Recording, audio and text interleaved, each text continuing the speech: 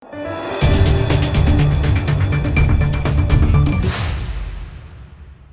દર્શક મિત્રો, આપ જોઈ રહ્યા છો લોકમૈત્રી ન્યૂઝ. હું છું એન્કર અર્પિતા પટેલ. હવે જોઈએ અગત્યના સમાચાર. વડોદરા શહેર કોંગ્રેસ સમિતિ દ્વારા કોંગ્રેસ કાર્યાલયે પ્રજાસત્તાક દિનની ઉજવણી કરવામાં આવી હતી. સમગ્ર દેશ આજે ખુશી સાથે 76મા પ્રજાસત્તાક દિનની ઉજવણી કરી રહ્યો છે, ત્યારે વડોદરા શહેરમાં પણ તમામ જગ્યા પર આ પર્વને ખૂબ જ હર્ષોલ્લાસ સાથે મનાવવામાં આવ્યું હતું. વડોદરા શહેર કોંગ્રેસ સમિતિ દ્વારા પણ કોંગ્રેસ કાર્યાલય ખાતે 76મા પ્રજાસત્તાક દિન નિમિત્તે ધ્વજવંદન કાર્યક્રમ યોજવામાં આવ્યો. આ ખાસ કાર્યક્રમમાં વડોદરા શહેર કોંગ્રેસ સમિતિના કોર્પોરેટરો, પદાધિકારીઓ અને કાર્યકર્તાઓ મોટી સંખ્યામાં ઉપસ્થિત રહ્યા હતા. સેવાદળના સૈનિકોએ રાષ્ટ્રધ્વજને માનભેર સલામી આપી હતી. Bureau report, Lokmaitri news, Vadodara.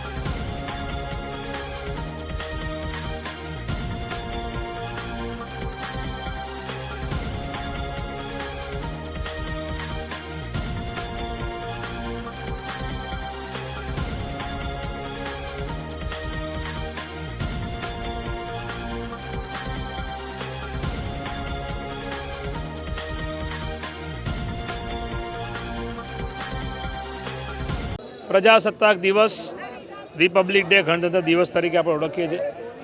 આજે એ દેશના બધા નામી અનામી બધા નેતાઓ જેમણે આ દેશ માટે, આઝાદી માટે સંઘર્ષ કર્યો, શહીદી આપી, બલિદાન આપ્યું, એ બધાને આપણે આજે યાદ કરવા પડે. મહાત્મા ગાંધી હોય, સરદાર વલ્લભભાઈ પટેલ હોય, પંડિત જવાહરલાલ નહેરુ હોય, મૌલાના આઝાદ હોય, શહીદ ભગતસિંહ હોય, સુખદેવ રાજગુરુ, આ તમામ નામી અનામી. કારણ કે અંગ્રેજો સામેથી દેશને આઝાદી કેવી રીતે મેળવી આપણે સૌએ વાંચ્યું છે, સાંભળ્યું છે અને જાણ્યું છે. ત્યારે એ બધાને આજે નમન કરીએ છીએ. અને ખાસ આજનો દિવસ જ્યારે કે 26 જાન્યુઆરી 1950 કે આ દેશનું બંધારણ અમલમાં આવ્યું. બંધારણ બન્યું હતું 26 નવેમ્બર 1949માં, પણ અમલમાં આવ્યું 26 જાન્યુઆરી 1950. અને આજે એ બંધારણ જે સંવિધાન છે, એ સંવિધાનને બચાવવા માટેની પ્રતિજ્ઞા લીધી છે. દેશ બધા નેતાઓને નમન કર્યા છે. કારણ કે દેશમાં, રાજ્યમાં અને ખાસ કરીને વડોદરા શહેરમાં જે સ્થિતિ પરિસ્થિતિનું નિર્માણ થયું છે કે આજે લોકશાહી ખતરામાં હોય, સંવિધાન ખતરામાં હોય, આવું એટલા માટે કહેવું પડે કે જ્યારે જે વેરો ભરનારા લોકો, જે પ્રજા છે, સામાન્ય પ્રજા, જ્યારે એમને ન્યાય ના મળે, જ્યારે એમની સાથે અન્યાય થતો હોય. આજે હરની બોટ કાંડને 1 વર્ષ થઈ ગયું. 12 નિર્દોષ બાળકો, 2 શિક્ષકોએ જીવ ગુમાવ્યા, આજે પણ ન્યાય નથી મળ્યો. આ વડોદરામાં ભ્રષ્ટ શાસનના કારણે પૂર આવે, દર વર્ષે પૂર આવે, પણ આ વખતે તો છેલ્લા 2 મહિનામાં જ 3 વખત પૂર આવ્યા. લોકોને 3 દિવસ ઘરમાં બેસવું પડ્યું. બાળકો, નાના બાળકો, યુવાનો, વડીલો બધા નુકસાન થયું. 11 જેટલા લોકોને મૃત્યુ થયું. તો આ જે ભ્રષ્ટ શાસકો છે, જે પ્રજાનો અવાજ નથી સાંભળતા, તો માટે અમારે એમને સંવિધાન અને બંધારણ યાદ કરાવવું છે. અને આ વડોદરા ન્યાય યાત્રા જે છે, કોંગ્રેસ પાર્ટી આગામી દિવસોમાં વડોદરા શહેરના અલગ અલગ વોર્ડમાં પણ અમે લઈને જઈશું. કારણ કે આ દેશની અંદર કેટલા બધા આપણા નેતાઓએ જે કુરબાની આપી, ત્યારબાદ આજે 76 વર્ષનો આપણે અમૃત મહોત્સવ ઉજવી રહ્યા છે, ત્યારે આપણે યાદ કરવું જોઈએ કે અમૃત પીવા માટે પણ આપણા નામી અનામી નેતાઓએ વિષ પીધું હતું, ત્યારબાદ આપણે અમૃતનો સ્વાદ ચાખી રહ્યા છે. ત્યારે આ સંવિધાન દિવસ, પ્રજાસત્તાક દિવસ તરીકે આપણે ઓળખીએ છીએ. એમની આપણા માધ્યમથી તમામ શહેરીજનોને શુભેચ્છા પાઠવું. વડોદરા શહેર, ગુજરાત અને ભારત દેશના તમામ નાગરિકોને આ 76th રિપબ્લિક ડેની ખૂબ ખૂબ શુભકામનાઓ પાઠવું છું. 1930 26 જાન્યુઆરીએ કોંગ્રેસ પક્ષ દ્વારા સંપૂર્ણ સ્વરાજની ઘોષણા કરવામાં આવી અને 1950માં આઝાદી પછી 1950માં ભારતનું બંધારણ એક્ઝિસ્ટન્સમાં આવ્યું અને આપણા પોતાના નિયમો, પોતાના બંધારણ પ્રમાણે નાગરિકોને ઘણા બધા અધિકાર મળ્યા. એ અધિકારો માટે નાગરિકોને સજાગ થવાની જરૂર છે. અત્યારે બંધારણ સાથે ચેડા થઈ રહ્યા છે, ખૂબ ફેરફારો થઈ રહ્યા છે. જે બંધારણ વિશ્વનું શ્રેષ્ઠ બંધારણ હતું, વિશ્વના તમામ મોડલ સ્ટડી કરીને ડૉક્ટર ભીમરાવ આંબેડકરે જે બંધારણ ભારત દેશને સુપ્રુત કર્યું હતું, ખૂબ ડેલિબ્રેશન્સ પછી એ ભારતના કોન્સ્ટિટ્યુશન તરીકે એસ્ટાબ્લિશ થયું. એના મૂળ જે કોર પ્રિન્સિપલ્સ છે એની સાથે ચેડા થાય કોઈ દિવસ સહન ના કરી શકાય. સમય જતાં નાના નાના ફેરબદલ કરવા જરૂરી પડે, પણ એના કોરને કોઈ દિવસ ચેન્જ ના કરી શકાય. લોકો પોતાના અધિકારો માટે સજાગ થાય અને તેના માટે લડે, અને એવી અપેક્ષા લોકો પાસે બી રાખીએ છીએ. ને સાથે સાથે પોતાની ડ્યુટીઝ, બંધારણે તમામને હકો આપ્યા છે તો સાથે એક જવાબદારીઓ બી આપી છે, ને એ પોતાના ડ્યુટીઝ પર બી નાગરિકો ધ્યાન આપે અને પોતાના હક માટે લડવાની ફ્રીડમ બી આ જ બંધારણે આપી છે. તે હકની બી ભૂલવો ના જોઈએ. વડોદરા શહેરનું પાછલું વર્ષ જોઈએ તો ખૂબ ચિંતાજનક વર્ષ રહ્યું છે. હરણી બોટકાંડથી શરૂઆત થઈ, 12 બાળકો, 2 શિક્ષિકાએ જીવ ગુમાવ્યો, હજી સુધી તેમને વળતર કે ન્યાય નથી મળ્યો. એના પછી વડોદરા શહેરમાં કોઈ દિવસ વિચારીએ ના, કલ્પના ના થાય એટલું ભયાનક પૂર આવ્યું. 25,000 કરોડથી વધુનું નુકસાન, 70%થી વધારે વિસ્તાર ડૂબાણમાં આવ્યો અને વડોદરા શહેરનો એક બી વોર્ડ પૂરથી વંચિત નથી રહ્યો.